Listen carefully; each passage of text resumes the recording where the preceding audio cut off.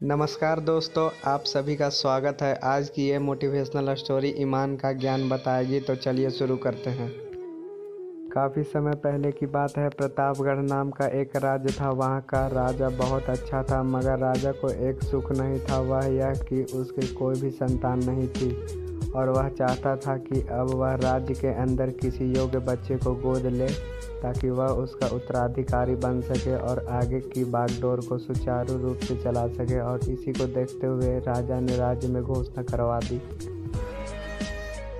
कि सभी बच्चे राजमहल में एकत्रित हो जाएं। ऐसा ही हुआ। राजा ने सभी बच्चों को पौधे लगाने के लिए भिन्न भिन्न प्रकार के बीज दिए और कहा कि अब हम 6 महीने बाद मिलेंगे और देखेंगे कि किसका पौधा सबसे अच्छा होगा। महीने बीत जाने के बाद अभी एक बच्चा ऐसा था जिसके गमले में वह बीज अभी तक नहीं फूटा था, लेकिन वह रोज़ उसकी देखभाल करता था और रोज़ पौधे को पानी देता था। देखते ही देखते 3 महीने बीत गए। बच्चा परेशान हो गया। तभी उसकी माँ ने कहा कि बेटा धैर्य रखो, कुछ बीजों को फलने में ज़्यादा वक्त लगता है। और यह पौधों को सींचता रहा।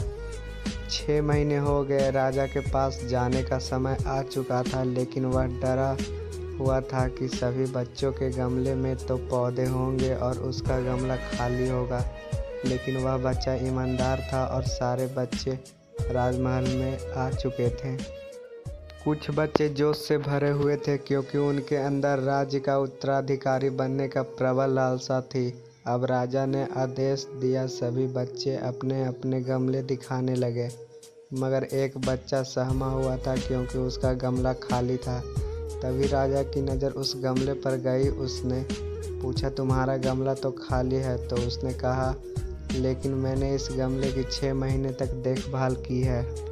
राजा उसकी ईमानदारी से खुश था कि उसका गमला खाली है, फिर भी वह हिम्मत करके यहाँ आ तो गया।